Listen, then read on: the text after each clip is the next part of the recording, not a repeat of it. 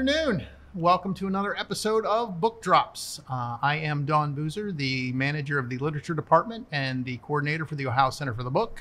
And I'm Sarah Flynn. I'm the manager of the Popular Library. And I have just a couple of announcements before we get going today on our episode. It's going to be an interesting one, I think.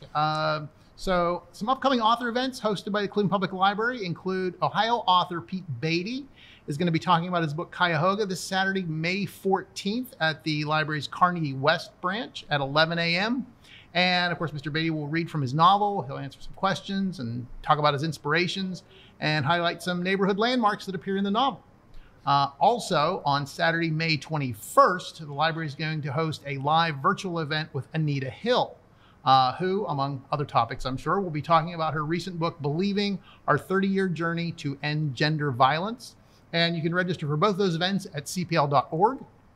I also wanted to put in a plug for the Ohio Center for the Book's new podcast, Page Count. Page Count's hosted by Laura Maylene Walter, who is the fellow for the Ohio Center for the Book, and also the author of the novel Body of Stars. And Laura talks with authors, booksellers, literary agents, and many other people, but all have a connection to Ohio. So that's going to be a very interesting series, I think. And in the most recent episode, Laura talked to Rachel Elizabeth Cargill of Elizabeth's Bookshop and Writing Center in Akron. And it's a great episode. I actually listened to it on my way home in the car last night. So it's just commute length. So it's just a perfect length. So you can get more information about the podcast at ohiocenterforthebook.org, or you can just search for Page Count wherever you subscribe to your favorite podcasts. So today's Book Drops is going to be an episode on novels in verse. And both Sarah and I had never really explored this. Is it a genre? Is it a medium? Is it a... Well, I'd say probably a medium. Okay, genre, it's a medium of expression. So both of us were intrigued by this enough that we have now displayed before us a number of novels in verse. I did think it was kind of interesting to sort of go back and take a look at, how we got here. So I found it interesting that they say that on Wikipedia, the unimpeachable source of Wikipedia, says verse narratives are as old as the Epic of Gilgamesh, the Iliad, and the Odyssey, but the verse novel is a distinct modern form. And I'm not sure whether I draw a big distinction between verse narrative and verse novel. I mean, because the fact that you can take something like Beowulf and write a prose novel from the poem, it's sort of like a novel, it sounds like to me, I think. Agree. And I found some really interesting things as I was researching it. I discovered the word enjambment, which I had never heard before, which is when the line of poetry will take a sentence and break it in the middle, and so that the end of the line is not the end of the sentence. And do you read across that line? Do you stop at the end of the line? That sort of thing. So that was kind of interesting. Enjambment is now my favorite poetry word. And I was just telling Sarah before we started that the whole idea of iambic pentameter with Shakespeare and everything, supposedly one of the reasons that iambic pentameter and the iambs are da-dump, they said that that echoes the beating of the heart. So that is why that is a popular meter in English poetry. So it's da-dump, da-dump, da-dump. I'm like, okay, so it's sort of like that soothing sort of rhythm that you just sort of get into.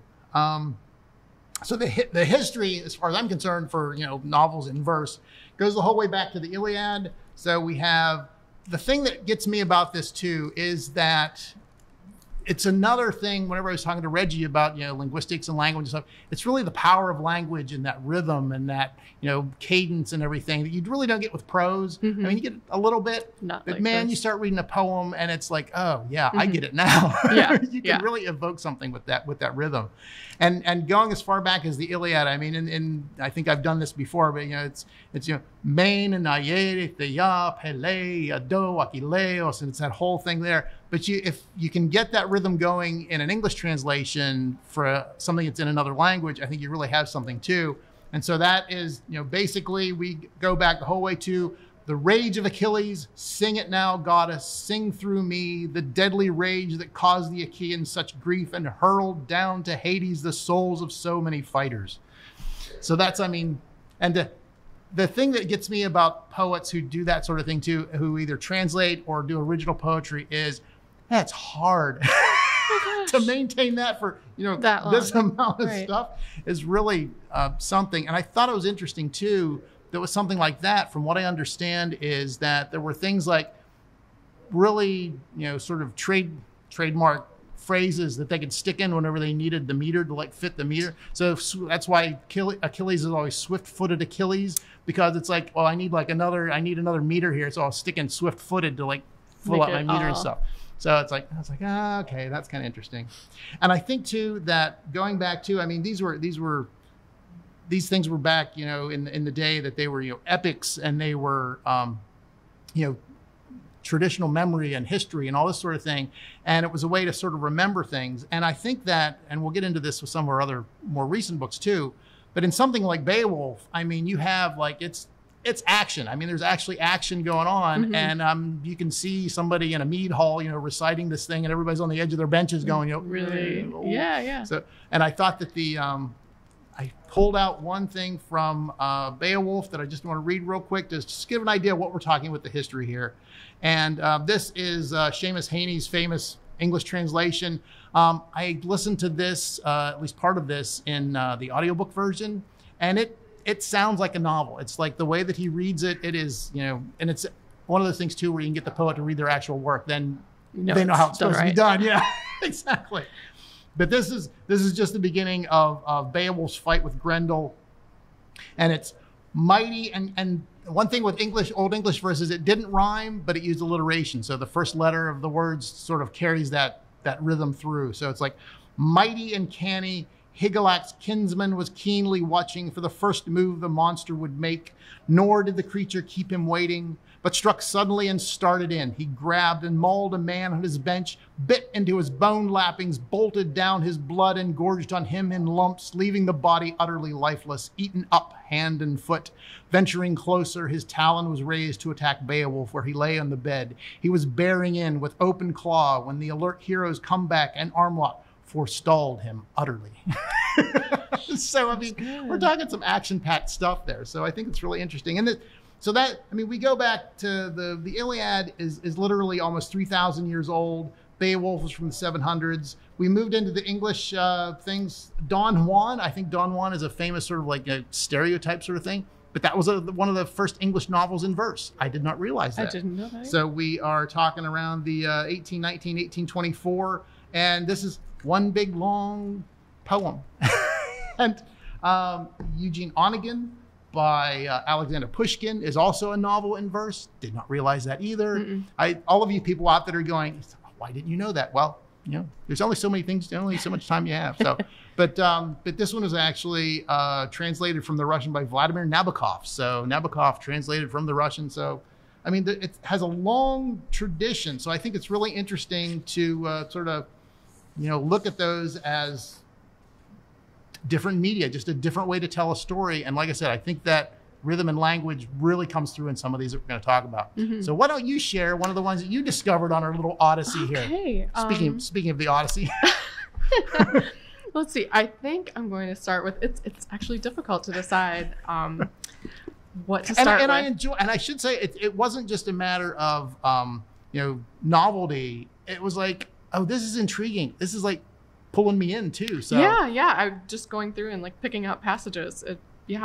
All of these are really excellent books. So it was really hard to decide. This is the crossover by Kwame Alexander, which won, of course there's glare on this, won the Newbery. And I just picked out a passage. You can kind of get an idea about it. It's called Josh's Play-by-Play. At the beginning of the second half, we're up 23-12. I enter the game for the first time. I'm just happy to be back on the floor. When my brother and I are on the court together, this team is unstoppable, unfadable, and yes, undefeated. JB brings the ball back up the court, passes the ball to Vondi. He shoots it back to JB. I call for the ball. JB finds me in the corner. I know you all think it's time for the pick and roll, but I got something else in mind. I get the ball on the left side. JB is setting the pick. Here it comes. I roll to his right.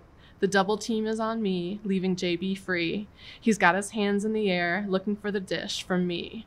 Dad likes to say, when Jordan Bell is open, you can take his 3 to the bank, cash it in, because it's all money. Tonight, I'm going for broke. I see JB still wide open, McDonald's drive-thru open, but I got my own plans. The double team is still on me like feathers on a bird. Ever seen an eagle soar? So high, so fly, me and my wings are. And that's when I remember, my wings are gone. Coach Hawkins is out of his seat. Dad is on his feet screaming. JB screaming. The crowd is screaming. Filthy, pass the ball. The shot clock is at 5. I dribble out of the double team. 4. Everything comes to a head. 3. I see Jordan. 2. You want it that bad? Here you go. 1. So come on, like, awesome. how could you not want to? Yeah, like, read that. It's so much fun. It's very cool because I mean you can almost feel the tension building too. I mean that's the thing, and you can describe that scene in prose too, and it would not have nearly impact. You At know, all. It's not at all, and it's like boom, boom, boom. It's like yeah. It's really, really great. So Yeah, these are just the coolest thing, and I will share. This is actually the one that started this whole Odyssey for me, and we'll stop using Odyssey at some point here. But this is the one that started for me. This is Jasmine Warga's Other Words for Home, and we had chosen this one for our Great Reads from Great Places selection for the National Book Festival last year. And I listened to it on audiobook and just absolutely fell in love with it. Jasmine was born and was raised in Cincinnati. And so we were able to have an interview with her and everything last year. It was she's a wonderful, wonderful author and just a great person to talk to. But it tells the story of Jude, who is a young girl from Syria who has to move to the United States with her mother to get out of the war and that sort of thing. And her father's left back in Syria, but it talks about her move from Syria to Cincinnati, and so she moves to Cincinnati. And I thought it was interesting that in the interview that I had with Jasmine Warga, I asked, why did you write a book in verse? Mm-hmm. And she said that it was almost done. It was almost completed, completely in prose. And she said that it didn't get across because she knew that she wanted to try and get through to the reader that Jude and her mother and her family and everything, they were speaking Arabic whenever they were in Syria, of course. And she said that she just couldn't convey that to the reader. And she said the only way to sort of get the cadences and the rhythm of the Arabic language was to write in verse. And so she asked her editor if she could rewrite the whole thing, basically. Oh my gosh. And her editor was like, well, why don't you send me some samples? And she said, oh yeah, you're right. This has to be. So that's how the book ended up getting written in verse. That was really cool. She's like, almost at the end of the process.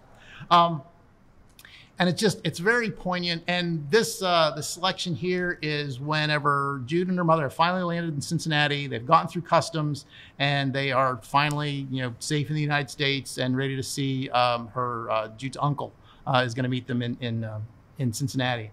And it says, "We are lucky. I know this because Mama tells me over and over again as we walk down the narrow hall toward baggage claim. Mazozin, Mama whispers under her breath. And I know she's referring to the fact that our papers worked, that we are not still stuck in that line, that we were not sent back. It is so strange to feel lucky for something that is making my heart feel so sad." Wow. Yeah, it's done extremely well. And then it really gets interesting too whenever she is in she goes to her new school in Cincinnati, and she's in English as a second language class. And the way that Jasmine's able to show that she's just trying to speak English, but the entire book is in English, and it's a really interesting way that she sort of evokes that whole thing. So it's for anybody who wants a sort of an entree into this too, can't recommend more highly Jasmine Warga's Other Words for Home. I'm going to switch and go the other kind of more Beowulf way for an adult prose novel, which is Sharp Teeth by Toby Barlow, about werewolves in LA. And this is really near the beginning, but it's there's a female werewolf in the pack, and this is how she got turned. Unfolding the knife, he slowly cut himself along a well-worn pink and yellow scar that ran the length of his last finger.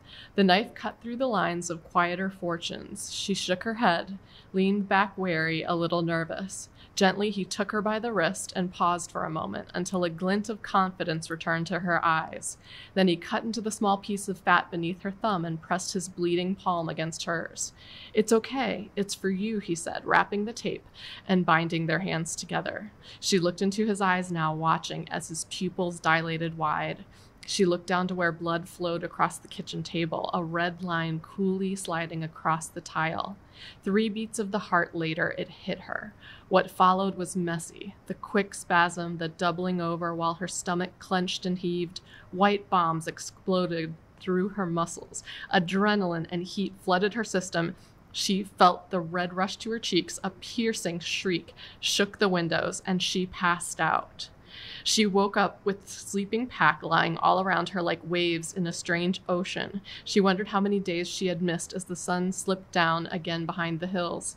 All she knew that this was a different world. She breathed a deep sigh of relief. Dog or wolf? More like one than the other, but neither exactly. Standing on 4 legs in her fur, she is her own brand of beast. She could play in your yard, but you would not want to find her crossing your trail in the twilight. And were you cornered by her eye to eye, you would see that there are still some watchful creatures whose essence lies unbound by words. There is still a wilderness. Oh, I man. know. Oh, that's awesome. I know. So we mentioned this was fun putting this together before we started the episode. It's just a whole new world. I feel like, like the blinders have come off. It's like, oh man, now I got a whole other medium to explore. List of books. Well, speaking of dark, we'll stay with dark then. Nice. So this is The Long Take, or A Way to Lose More Slowly, a noir narrative. Mm-hmm. And so this is by Robin Robertson, and he is an award-winning Scottish poet. And The Long Take was, I'll say, a finalist for the Man Booker Prize. So that's a claim to fame as well there. So it's written in a very noir style, those sort of like old, sort of steamy, sort of old-time mystery detective movies. So the book tells the story of Walker, and he is a World War II D-Day veteran with post-traumatic stress disorder who finds his way from his home in Nova Scotia to New York City, and then LA and San Francisco. And so he becomes a journalist and tries to piece his life back together as America is coming apart. So we have the social and racial divisions and corruption and the collapse of the inner cities. And so real happy thing. So I've picked a selection out here where he is in a hotel, sort of waking up. So 10 below and ice on the inside of the window. Outside, the noise of dawn, another day beginning without him. He wakes with one hand in the ashtray, empty pockets and a buttoned head. Pigeons riffling their feathers so loud they could be in the room. All he's eaten since Friday is a fifth of Green River, the whiskey without regrets. The neon sign is pulsing, and there's something in the corner, but he can't tell what it is. From his bed in the biscuity sheets, he hears an upstairs neighbor coughing, smells cockroaches and poison, sees where a rat's made a scrimshaw of the baseboard, trying to get out. How much more noir can you get? Exactly. But, Pigeons, rats, whiskey. Yeah. Yep. Neon signs. Yep. It's pretty good. And I found that particular passage interesting too, because you can visualize what's going on too. You can see the neon signs are flashing outside the window, and the fact that the rats are scratching at the baseboards trying to get out. It's like, oh man, that's rough. Oh, it is so hard to choose what to share next, but this one, I'm definitely going to read all of this one because it really, I really got caught up in it. This is The Marlo Papers by Ross Barber. And I just have to read a little blurb from it first, from the inside jacket. On May 30th, 1593, a celebrated young playwright was killed in a tavern brawl in London. That, at least, was the official version. Now Christopher Marlowe reveals the truth, that his death was an elaborate ruse to avoid a conviction of heresy, that he was spirited across the English Channel to live in lonely exile, and that he continued to write plays and poetry hiding behind the name of a colorless man from Stratford, one William Shakespeare. So, and then I have a little verse from in here. Watching my father at the last, I learned that love is a necessity of craft. Who writes must love their pen and every mark it makes upon the paper, and the words that set their neighbors burning, and the line that sounds against the skull when read again. Elbows against a schoolboy's desk, I learnt the dead can be conjured from their words through ink, that ancient writers rise and sing through time as if immortal, the poet's voice preserved, like the ambered insect some see as a scratch, but I'd imagine flying, brought to life. And so to precious paper I commit, the only story I can never tell. Oh, that's like, awesome. Oh, yeah. Read that. Yep, so yep, this yep. is this. Very cool. Well, I will try and like harken back to that general time period. This is Blood, Water, Paint by Joy McCullough. It's actually shelved in our teen section, but this is easily be read by adults. There's some scenes of sexual violence in here, so the trigger warnings for that. Yeah. But this talks about the story of Artemisia Gentileschi, which I had asked Sarah if she had ever heard of, and I had not, and she said no. She is a famous Baroque painter, one of the few women to join the Academy of Art in Florence whenever she was living. So it's one of those women that have gotten forgotten in history. That it's great to be able to resurrect, so to speak. Tells the story of her, and I think it's really interesting. I've chosen a selection where she talks about talking about one of her paintings that she's going to do, and she's known for doing biblical scenes, especially one of her famous paintings is Susanna. Another one is another famous, I believe it's I'm not going to say another famous woman from the Bible that she painted.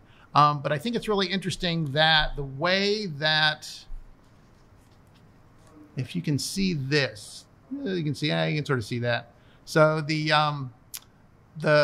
she can have dialogue with other people within the book too, using italics, but there's also an inner monologue too. So it'll be what's being said, but then what she's thinking, and it's really done imaginatively. So it's really done well because you know exactly what's going on, but it's not in any way, shape, or form a regular prose novel. So that's really interesting. But to give you an idea of the language itself here. Now that Tino's given me the tools I need, I'll paint my own Susanna. I'll show these men what I am made of, what they've been missing. As a child, I didn't understand perspective. But now I know that lines do not exist in nature. The line is only perceived, a trick of the eye. A line is nothing more than the place where two areas of color come together. They crash into each other. Those places where lines are perceived, those are the areas of tension and excitement. Two things colliding are always the most interesting things to watch. Nice.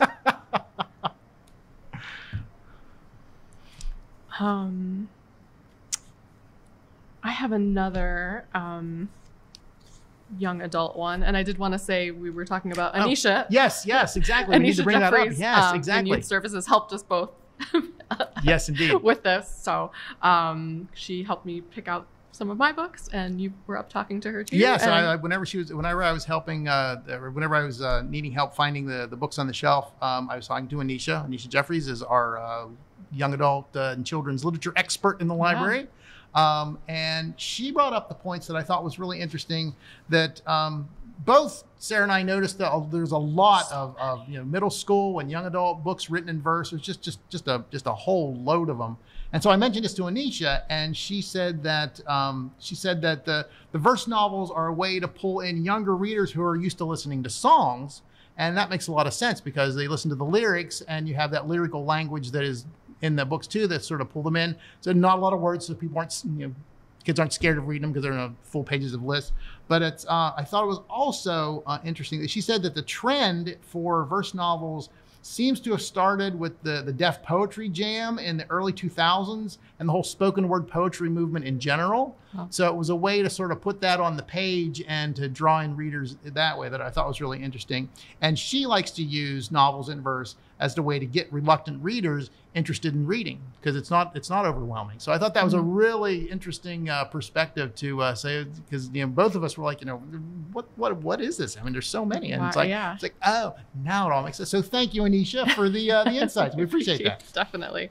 So she helped me pick out the crossover, and then also Brown Brown Girl Dreaming by Jacqueline Woodson, which won the Coretta Scott King Award for that year and was a Newbery Honor Book and won the Sugarman Award. So it has so many like award things on the front. You can barely see anything else.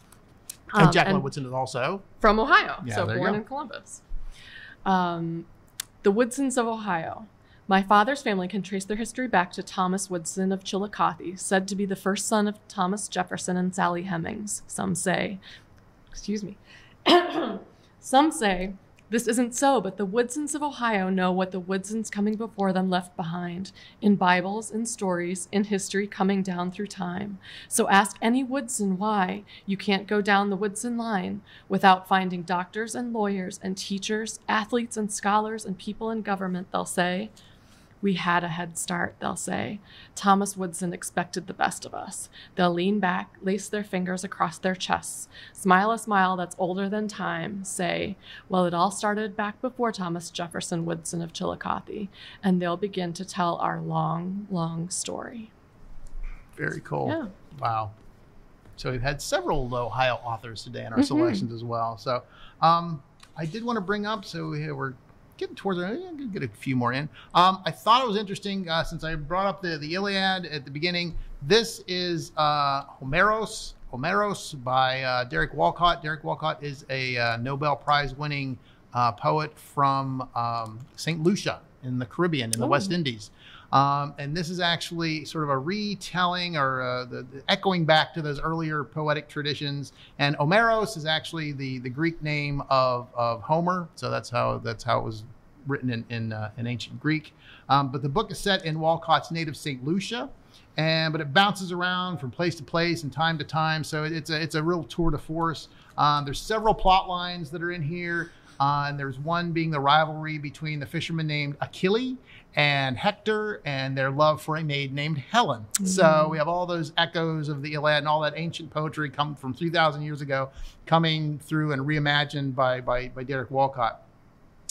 And I thought it was interesting. The selection that I found here is one that talks about, and this was really one that I really thought, if this was in prose, this would be very banal, because what it is, they're cutting down trees to make canoes. And you can, okay, that's basically it. They were cutting down trees to make canoes. And that's basically it. That's the whole page. But the way that he says it is really amazing. So Achille looked up at the hole the laurel had left. He saw the hole silently healing with the foam of a cloud like a breaker. And then he saw the swift crossing the cloud surf, a small thing far from its home, confused by the waves of blue hills. A thorn vine gripped his heel. He tugged it free. Around him, other ships were shaping from the saw. With his cutlass, he made a swift sign of the cross, his thumb touching his lips while the height rang with axes. He swayed back the blade and hacked the limbs from the dead god, knot after knot, wrenching the severed veins from the trunk as he prayed, "Tree, you can be a canoe, or else you cannot." The bearded elders endured the decimation of their tribe without uttering a syllable of that language they had uttered as one nation. The speech taught their saplings, from the towering babble of the cedar to green vows of Bois Campeche. The Bois Flot held its tongue with the Laurier Canal. The red-skinned logwood endured the thorns in its flesh, while the Arawak's patois crackled in the smell of a resinous bonfire that turned the leaves brown with curling tongues, then ash, and their language was lost. Like barbarians striding columns, they had been brought down. The fishermen shouted, the gods were down at last. So the whole idea of the trees as the gods and having their own language and, just that's some poetic language there. So, okay, you won the Nobel Prize in Literature. Okay, got it. We're almost out of time. Was there anything else that you wanted to I could sneak share? in By all means, really quick. Sneak it in. I had the most difficult time picking something from this because it's a really interesting read. The Black Flamingo by Dean Atta. It was a Stonewall Award book set in London. He's a gay teenager and he's mixed race and been having a lot of identity issues as he's growing up. And I just liked this passage. How could anyone not fancy Kieran? He has a perfect smile. The fade in his hair always looks fresh. He never looks scruffy. Even after a whole lunch hour of playing soccer, he doesn't even break a sweat. I imagine standing at the entrance to the soccer cage, watching Kieran play, and when he scores a goal, he runs over to kiss me in celebration, and it's normal. I imagine sitting at the back of the bus with him and all the other black boys on the way home from school, and not in the middle with Daisy. Nothing changes about their laughter and banter as Kieran puts his arm around me. Our PE teacher wears rainbow laces on his soccer cleats. The two things I enjoy about soccer are watching Kieran play and how our teacher's laces say to me, it's okay to be gay. Very cool. Yeah. Well, I can't think of a better way to end our episode today. Like I said, this was a real eye-opener for me. Yeah, I had so much fun. So this was a lot of fun. We hope that you explore some of the titles that we put here. And if you have any novels in verse that you enjoyed yourself, please feel free to share those in the comments. And we'll look forward to seeing you again online in a couple weeks. So thank you very much for joining us, and bye-bye.